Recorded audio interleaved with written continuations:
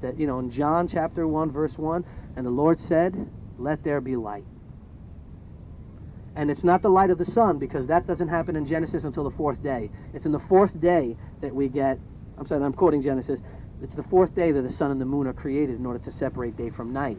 So what is that first light that's created? And the first light that's created is the light of consciousness.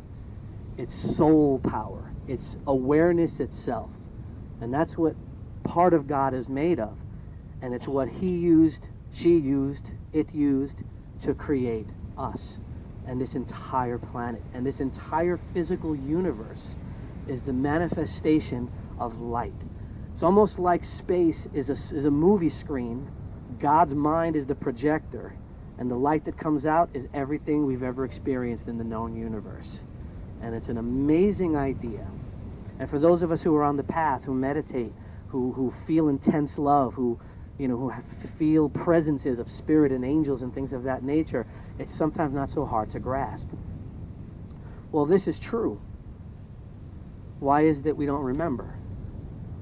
Why is the world so out of balance? If we're really born of light, if we're really beings of love and luminosity, then why is the world in such a devastated state? And it's because we're asleep here. There's a forgetfulness that has really overcome us as human beings. And we're so convinced with the drama, with the performance, that we've forgotten that we are the actors. Shakespeare, I'm an English teacher, and my two other fellow English teachers are here. Shakespeare says all the world's a stage, and all the men and women merely players. And there's a lot of truth to that. And the poet Edgar Allan Poe said, everything that we see or seem is but a dream within a dream. And now I'm looking back at all the old literature I used to read, and I'm starting to see, wow, some of these guys had it. St. Francis of Assisi got it. There were different saints, different authors, different poets that understood this. So we're living in a dream world. And because we're dreaming, and we think we're these physical bodies, we live in a state of perpetual fear. And the reason we're in a state of fear is because these bodies have to go back into the earth. And that's probably the greatest fear we have as humans. The fact that we have to die, or at least physically we have to experience that death. And probably for those of us who have families and people we love, I'm less afraid of my own physical demise as I am about those I love. I'd rather go first in most instances. And that fear is what has taken a grip of our minds and our belief systems and our behaviors. It's that fear of death. So how do we overcome it? By awakening. When Lord Buddha, right, the Prince Siddhartha Gautama, he was asked, what are you? And his answer was, I am awake. That's it. I am awake. And the word Buddha, in the language of the Buddha, which is Pali, means the awakened one.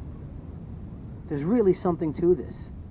They have in science that if you have some people on this part of the world from 3,000 years ago and they discovered something that was exactly the same as somebody on the opposite coast before there was travel, then there's something there. There's a synchronicity that can't be ignored, at least not for the rational mind and for the open heart. You have to see that there's something here connecting us all. So how do we get out? How do we get out of the matrix? I don't know. I don't think I know. I'm working on it. But there are masters who have spoken about it. And this is where it gets a little tricky, because there's something paradoxical about this all, something oxymoronic about our existence and our pursuits. It's our minds that have erroneously taken this to be reality. So the problem exists inside our minds, and we spend all of our time with the mind trying to fix it.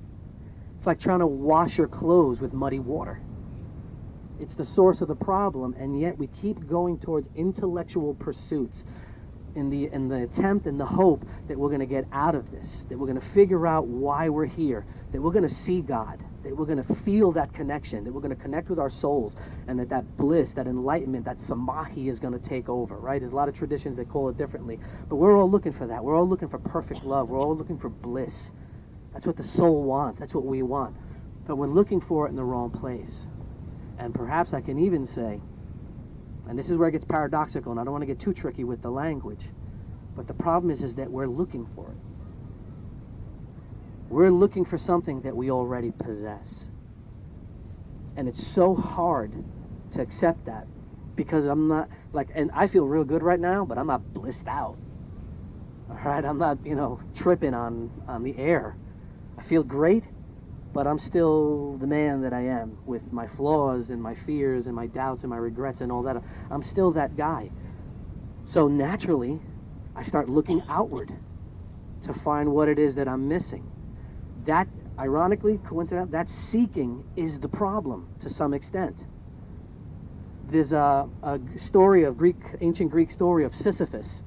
And Sisyphus, his punishment from the gods was that he had to eternally perform a meaningless task.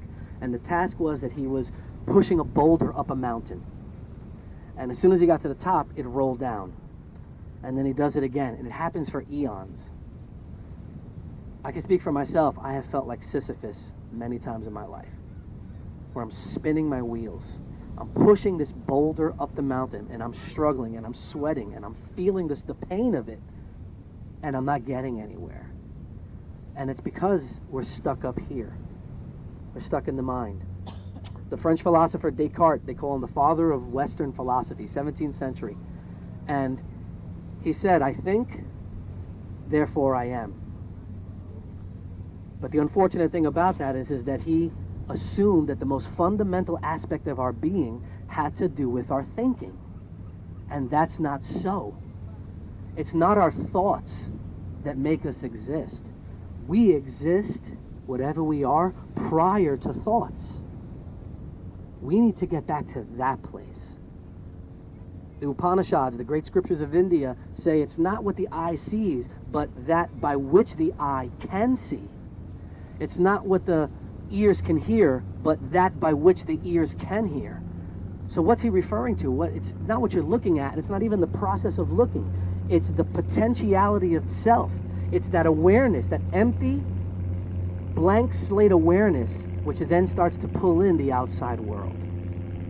That's where we got to get back to. We got to get back to that place of silence. And that's why meditation is such a vital component to our spiritual evolution. We've got to get quiet inside. The beach is perfect for that. This is a perfect place for this. And it's a very difficult pursuit, but I find it's going to be one of the only ones that can save us from ourselves. We think we're trying to get out of prison. We are the prison. That's the irony. And we're telling people, think about this, think about that. No, that's like, that struggle of ours, it's like telling fish swimming in the ocean behind us, or watching the fish swimming behind us, look for the